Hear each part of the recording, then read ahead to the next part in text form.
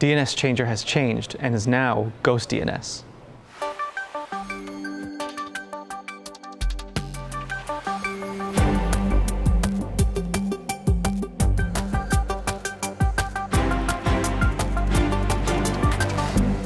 So Andy, I think you have an exciting story for us about DNS Changing Malware. I do, yeah.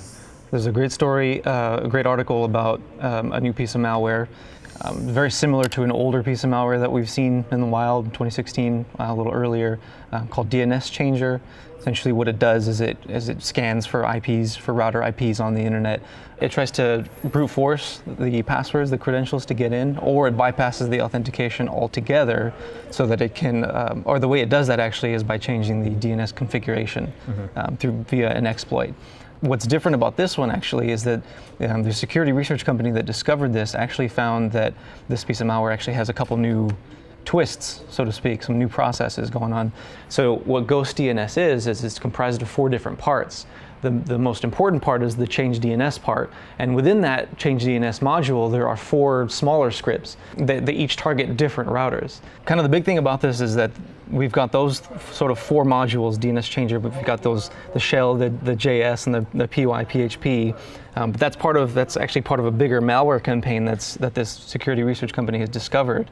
The 3 other parts of it is a phishing web module, a web admin module, and a rogue DNS module. So these things combined have actually wreaked a little bit of havoc, and we can see that 70 different types of routers are affected, and currently there's over 100,000 different routers that are infected on the internet right now. Yeah. Wow. In this case, based from this article, their blog analysis, there are 2 points I kind of glean it. I think the first one we always preach, have complex password, especially the routers, not the simple passwords.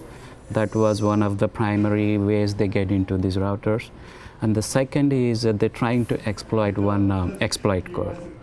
It's basically elevates the privileges to the, HTTP part of the router web phase. So these are the recommendations. Actually, we have to flip it out, and we can say recommendation should be, have complex passwords, keep your routers and firmwares up to date. Those are the 2 things which will throw out most of these Ghost DNS attacks. Another thing is, I think, if I understand it correctly, it changes your DNS settings so it can, like, every time you visit a specific website that it targets, you're getting the wrong answer. So if that happened to you and you were browsing the internet, you might get like a SSL certificate is invalid type situation, and you might get a little error. So I think a lot of people might have become accustomed to ignoring the SSL errors, and they kind of just proceed or click through just because of how many legitimate websites are misconfigured. But it's always important to double check exactly, like if you're using a banking site and you're getting a SSL certificate error, you have to be very careful and double check what is that error about. Even if you've typed in the URL correctly and everything looks right about the site, if that SSL certificate is not showing you green or a check mark depending on your browser, then there might still be something to worry about, unfortunately. And it's also not a bad idea, if possible, for the user to check the DNS domain name in the network settings, whether it's a change from previous time or not. That's also a good indicator. So whether DNS setting has been changed. Yes. Yeah, that's what makes this attack or this campaign that much more difficult. Because it's harder for the average user to see that their DNS settings have been changed. Most people don't want to go mucking around their router. They don't want to touch it. Exactly. So it makes it a little bit more difficult. Of course, in that case, reset the router. Start from scratch. But don't forget to update it. Update and change the password. Change the password. Yes. Yeah.